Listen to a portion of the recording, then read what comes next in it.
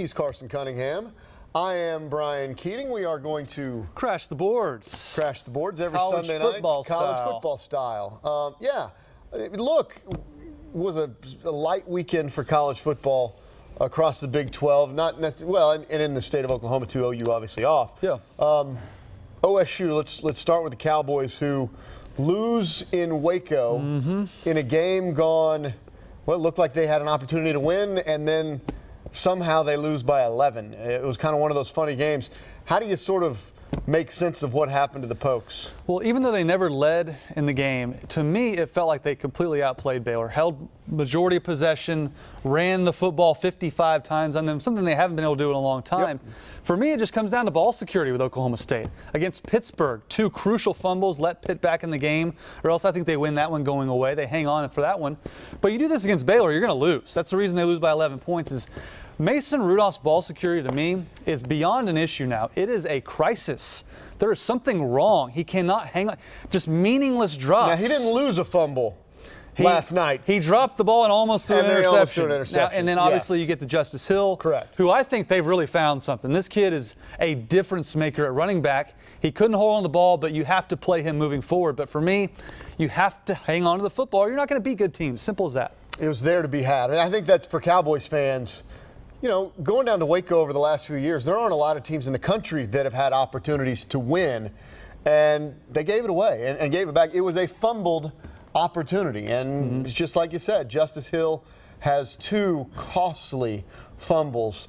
One where it's a tie game, it looked like they might have an opportunity before halftime to take the lead, and then obviously at the 1-yard line where they're going to take the lead in the fourth quarter. You're right. You can't fumble the football. You can't throw interceptions. Teams that turn it over more than the other, they're going to lose more than they don't. The Cowboys are going to be in a ton of close games. I think almost every week's going to be a close game Cardiac where Cowboys. You can win or you can lose.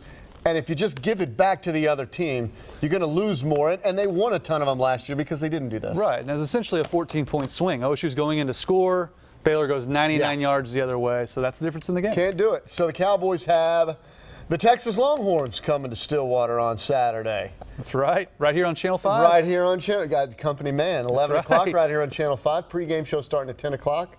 What do you make of this? Cowboys and Horns. Cowboys hadn't beaten the Longhorns at home in forever. It's one of the most astonishing statistics crazy. in the Big 12, let alone with Oklahoma State. They have not beaten the Longhorns in Stillwater since 1997. It's time to throw a party like you're going to beat the Longhorns. Was a great year. 97 was a great year. I was rocking into the middle school sock hops. Yeah. I don't know about you. I graduated high school in Okay, 97. all right, let's not go there then. But no, they have not beaten Texas in a long time in Stillwater. And who knows who's good in the Big 12? We thought Texas was back when they beat Notre Dame. I don't have any idea. It's like you said, every game for Oklahoma State is going to come down to the wire. I think they really found something with their running game, but the big question mark for me is their secondary. They're one of the worst pass defenses in the league. Oklahoma State is. And their 2 cornerbacks got torched against Baylor. So can Shane Buechele from Texas exploit that? If he can, there will not be a party like 1997. They won in Stillwater against Texas in 97, and they've won 4 in a row in Austin. It's crazy. It's crazy. It's an elimination game for the Cowboys. I know they lost to Baylor. You're probably going to hear some people say they're out of the Big 12 title race. It's not going to happen. That's not true. I think the Big 12 champion is likely to have 2 losses and win the league. So this is a game that if you win it, you're still in the race to be the Big 12 champion. And I think they proved doing some things in Waco that maybe they found a little bit of running game.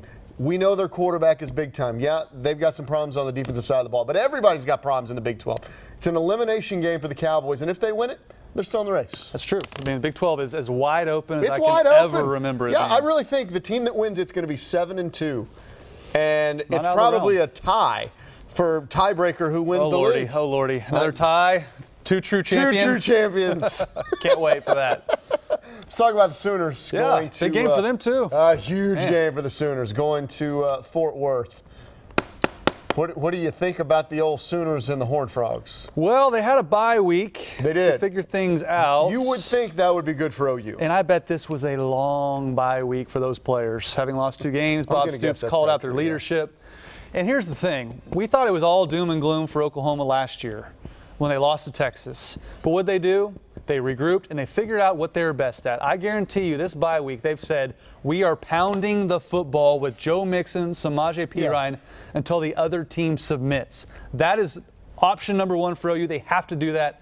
And the other big thing for me is their secondary. No interceptions yet at all. That's crazy. Kenny Hill can throw them for TCU, but he can also throw for touchdowns, too. He's number 6 in the country in passing. Occasionally he can throw it to the other team, so maybe that comes this year. TCU top 6 in the country in passing. So can their defense get off the schneid, get interception, and can they find their identity with running the football? I think the bye week did that. Their season is on the brink. If they lose, they are 1-3. And at the beginning of the year, they're talking about Final Four. So 4 games in, you're telling me they're 1-3 going into the Texas game? Season on the brink for the Sooners, because if they don't win, it could go south in a hurry. I'm picking them to win, but it's going to be a close game. I think all these games are going to be close. I'm picking them to win because I just believe in that running game and Bob Stoops, and I don't think their season's going to go south. But if they don't win, it could. Bob's great and when his back's against the wall. But it's against the wall. Much like OSU Texas and the OSU Baylor game we talked about, it's going to come down to those tiny few plays, who makes the right play at the right time, and who knows who that's going to be in the Big 12. It's going to be a fun Saturday. Yeah. He's Carson. I'm Bryant. That's Crashing the Boards.